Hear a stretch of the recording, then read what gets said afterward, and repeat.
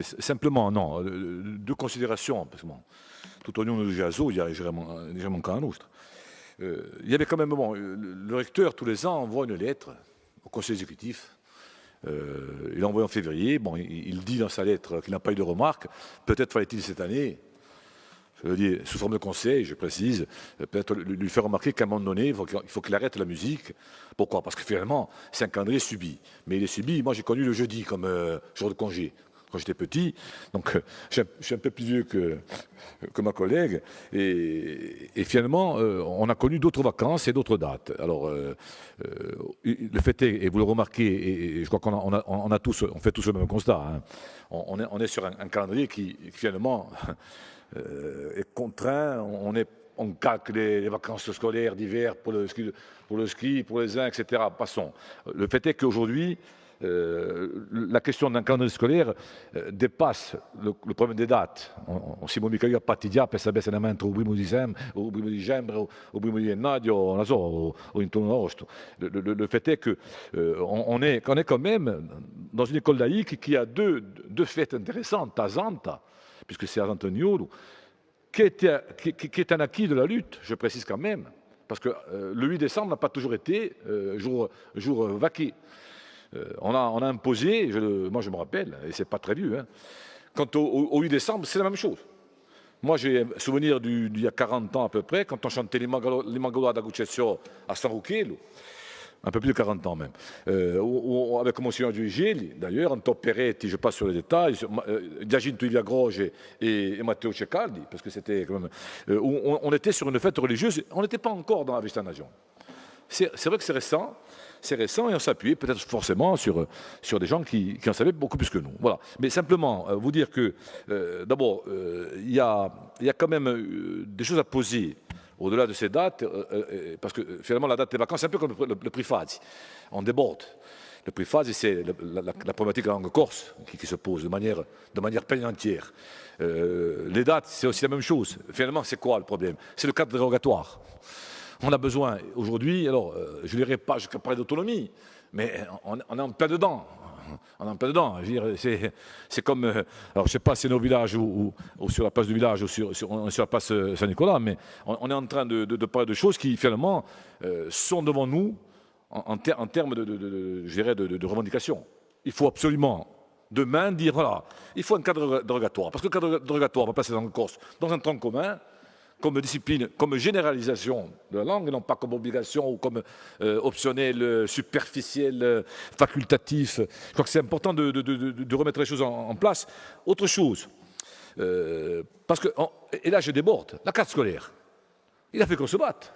Je prends à témoin les gens qui étaient avec moi le jour au CDEN, où il a fallu leur dire, allez, vous arrêtez, sinon on barre tout. On a rétabli le poste de Corté comme ça. C'est-à-dire, systématiquement, on subit, à un moment donné, la carte scolaire. Ce n'est pas eux de décider, c'est nous et eux. Il doit y avoir une cogestion, à un moment donné, de fait. Comment on fait pour prévoir les rentrées scolaires? Combien de sections bilingues vont ouvrir? Il y a une formation à mettre en place, il y a toute une préparation des conseils municipaux qui doivent délibérer. Tout ça, je dis, c'est un package qui est énorme comme chantier. Alors après, je reviens, je fais un retour vers le futur.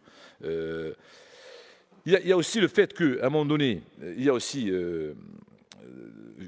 la partie qui regardait le contrat de plan interrégion. Le contrat de plan interrégion aussi, il va imprimer un rythme. Pourquoi? Parce que derrière, notamment dans le cadre de la partie qui regarde la langue corse, il y a des fonds assez importants, il y a plusieurs dizaines de millions, d'une part, et deux, il y a surtout, on évoquait à la dernière séance, à la dernière session, la convention État-CDC relative à la langue corse, avec un contrat d'objectif, et dans ce contrat d'objectif, il y avait eu, en novembre 2016, je rappelle au président Simeoni qu'il y avait eu un léger accrochage avec le préfet, quand nous l'avons signé. Schmex, oui, c'est vrai. Consonne, voyelle. On avait eu un accrochage, et parce que justement, il comprenait qu'à un moment donné, on voulait aller plus loin. On voulait plus loin, pourquoi? Parce qu'à un moment donné, il y avait un article 11, je me rappelle très bien de l'article 11, rédigé par Bernard Ferrari, et Pasquale Ottavi, qui était à l'époque chargé de mission, et moi-même, où on demandait la création d'un conseil académique territorial, qui devait justement co-gérer un certain nombre de choses et anticiper justement sur les mesures de carte scolaire, sur la formation et notamment à un moment donné mettre le pied dans la porte pour essayer de sortir des dates qui conviennent non pas à une quelconque économie, à une quelconque spéculation, à une quelconque compagnie de transport ou voire à quelques-uns par rapport aux autres. Il y avait à un moment donné une cohérence qui regarde aussi, et je déborderai, M. Armand n'est pas là, le changement climatique et tout ce que vous voulez. Aujourd'hui, on climatise toutes les écoles, ou on demande la climatisation de toutes les écoles. Je ne sais pas si vous voyez, on est là aujourd'hui. Et il fait 41 degrés le 15 juin dans les classes de CM1 de Guisonnage. Voilà, on est là. Donc il y a donc une réflexion qui dépasse la date des vacances et qui nous reporte au cadre dérogatoire. Je crois qu'aujourd'hui, on est dans une revendication éminemment politique.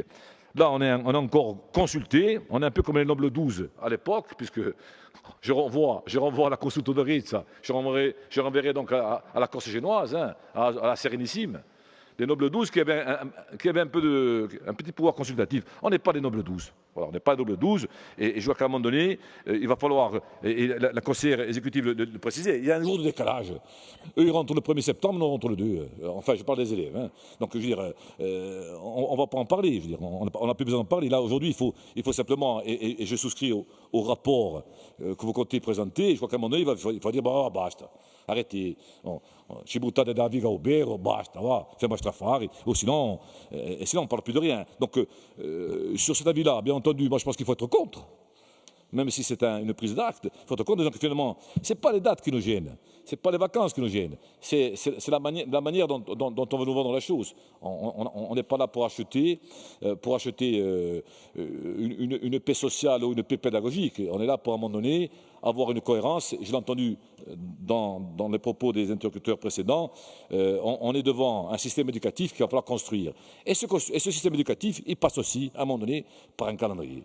Et ce calendrier, finalement, s'il y a un cadre dérogatoire, il doit être géré non pas par un rectorat, par un ministre ou un préfet de l'éducation, puisque c'est un préfet de l'éducation que nous avons ici sur place, mais par la collectivité de Corse et par les Corses eux-mêmes.